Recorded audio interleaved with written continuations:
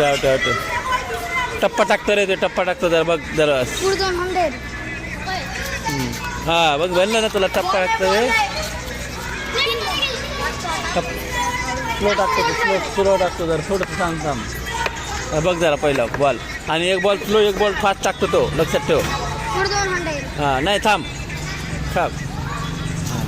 हां उचल अच्छा वा पळ फोर 20 रन 20 झाले 16 केले हा 21 झाले हा तो पहिले पळाला 21